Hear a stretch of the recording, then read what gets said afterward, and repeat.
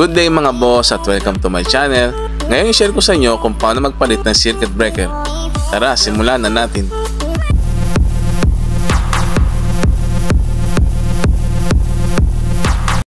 Check po muna natin ang panel board kung anong circuit breaker ang nakalagay sa kanya.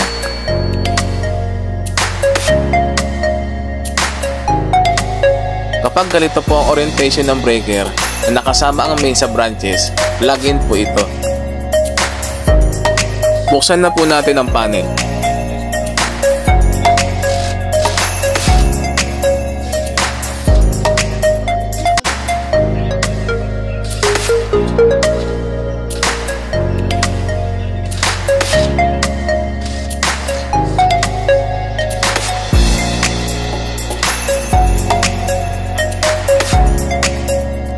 Mga boss, ito po ang itsura ng plug-in na circuit breaker. Dalawang klase po ang ganitong circuit breaker, bolt-on at plug-in. Birang-bira lang po masira ang circuit breaker. Kaya madalas po ay nire-reset lang po ito. Ngayon po ay naka-3 position po ito. Tuturo ko po sa inyo kung paano mag-reset ng circuit breaker. Ibalik niyo po muna sa off position paatras.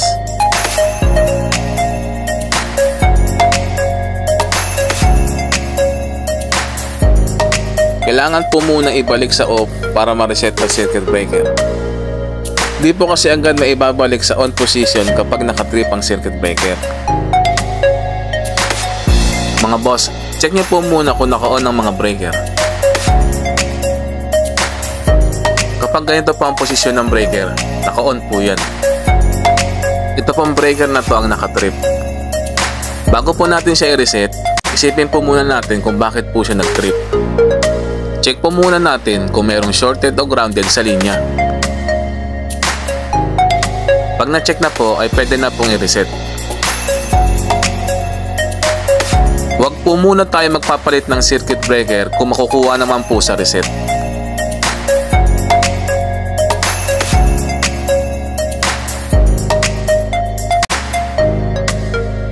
Kapag na-on na po ay kuhanan po natin ng voltahe.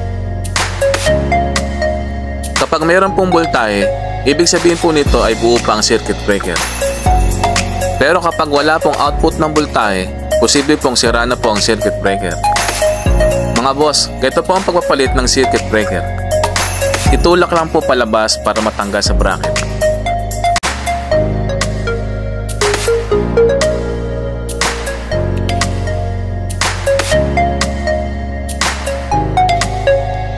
Pagkatapos po ay disconnect na po ang wire.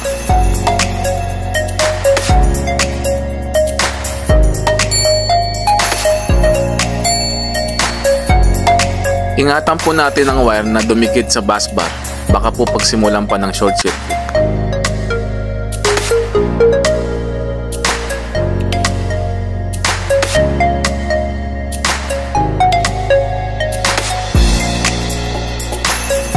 Ngayon po ay ipalit na po natin ang bagong circuit breaker.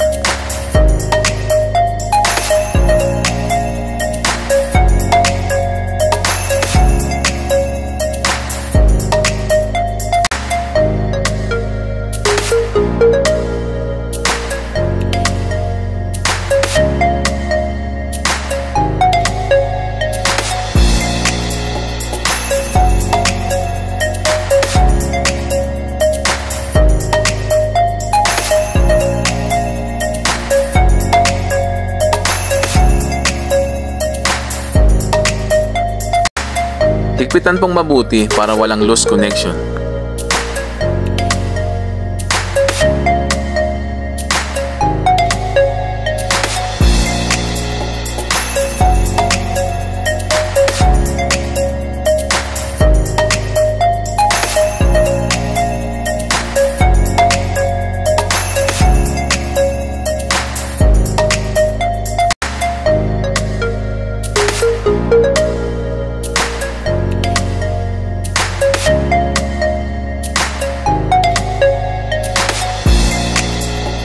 Pagbabalik po ng breaker, ay itapat lang po ang butas ng breaker sa bracket at itulak papasok.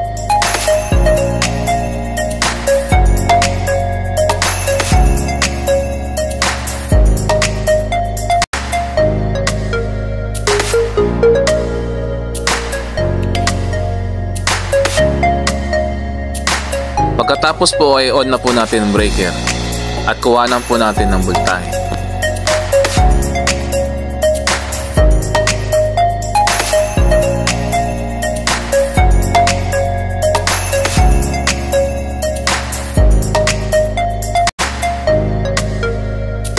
Kapag okay na po ay takpan na po natin ang panel.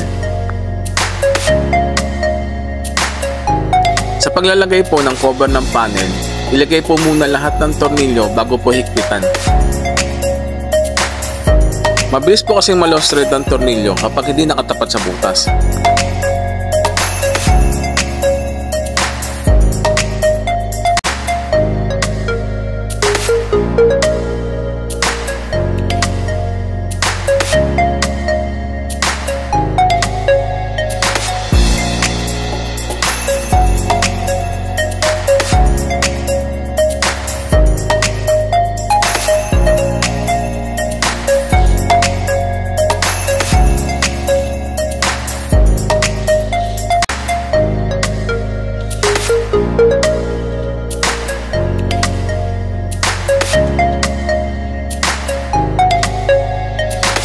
One hour later.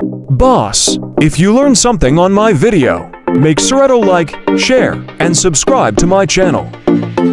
See you on my next vlog. Thank you. Thanks for watching.